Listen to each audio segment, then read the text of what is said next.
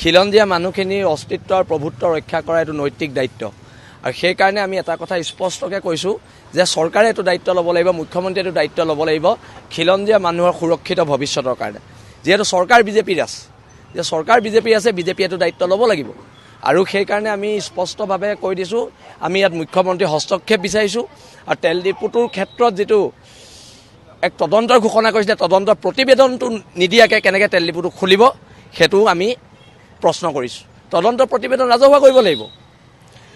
দুই অনা অসমীয়া গোষ্ঠীয়ে কৈছে যে ইয়াত শংকৰজ্যোতি বৰুৱাৰ কোনো ধৰণৰ হাত নাই, মানে সেইটো কমপ্লিট এটা ষড়যন্ত্ৰমূলক এটা ঘটনা আৰু সেইকাৰণে এই ঘটনাটো আমি এই দৃষ্টিৰে চাব লাগিব যে এই ঘটনাটোত এক শক্তিশালী লবি জড়িত হৈ আছে নেকি অনা অসমীয়াৰ। এজন অসমীয়া ল'ৰাক হেণ্ডকাপ লগাই যিহেতু আৰক্ষীয়ে জেলত ভৰাইছে, ইয়াৰ ওপৰতো এটা বিচাৰ হ'ব লাগে আৰু যিটো তদন্তৰ প্ৰতিবেদন তেল ডিপুটোৰ ওপৰত যি তদন্ত ঘোষণা কৰিছিলে অল ইণ্ডিয়াই, তদন্তৰ প্ৰতিবেদন ৰাজহুৱা কৰিব লাগে। খিলঞ্জীয়া মানুহখিনিৰ অস্তিত্ব আৰু প্ৰভুত্ব ৰক্ষা কৰা এইটো নৈতিক দায়িত্ব আৰু সেই কাৰণে আমি এটা কথা স্পষ্টকৈ কৈছোঁ যে চৰকাৰে এইটো দায়িত্ব ল'ব লাগিব, মুখ্যমন্ত্ৰীয়ে এইটো দায়িত্ব ল'ব লাগিব খিলঞ্জীয়া মানুহৰ সুৰক্ষিত ভৱিষ্যতৰ কাৰণে। যিহেতু চৰকাৰ বিজেপিৰ আছে, যে চৰকাৰ বিজেপিৰ আছে, বিজেপিয়ে এইটো দায়িত্ব ল'ব লাগিব আৰু সেইকাৰণে আমি স্পষ্টভাৱে কৈ দিছোঁ, আমি ইয়াত মুখ্যমন্ত্ৰীৰ হস্তক্ষেপ বিচাৰিছোঁ আৰু তেল ডিপুটোৰ ক্ষেত্ৰত যিটো এক তদন্তৰ ঘোষণা কৰিছিলে, তদন্তৰ প্ৰতিবেদনটো নিদিয়াকৈ কেনেকৈ তেল ডিপুটো খুলিব সেইটো আমি প্ৰশ্ন কৰিছোঁ। তদন্তৰ প্ৰতিবেদন ৰাজহুৱা কৰিব লাগিব।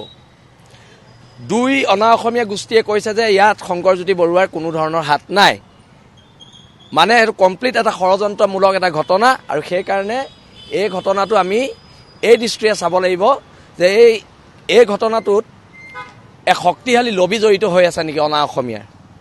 এজন অসমীয়া ল'ৰাক হেণ্ডকাপ লগাই যিহেতু আৰক্ষীয়ে জেলত ভৰাইছে, ইয়াৰ ওপৰতো এটা বিচাৰ হ'ব লাগে আৰু যিটো তদন্তৰ প্ৰতিবেদন তেল ডিপুটোৰ ওপৰত যি তদন্ত ঘোষণা কৰিছিলে অল ইণ্ডিয়াই, তদন্তৰ প্ৰতিবেদন ৰাজহুৱা কৰিব লাগে।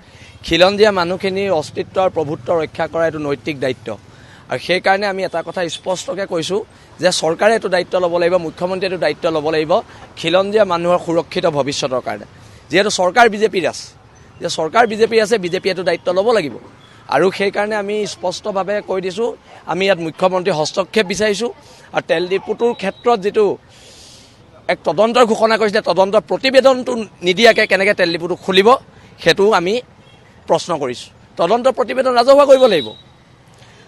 দুই অনা অসমীয়া গোষ্ঠীয়ে কৈছে যে ইয়াত শংকৰজ্যোতি বৰুৱাৰ কোনো ধৰণৰ হাত নাই, মানে সেইটো কমপ্লিট এটা ষড়যন্ত্ৰমূলক এটা ঘটনা আৰু সেইকাৰণে এই ঘটনাটো আমি এই দৃষ্টিৰে চাব লাগিব যে এই ঘটনাটোত এক শক্তিশালী লবি জড়িত হৈ আছে নেকি অনা অসমীয়াৰ।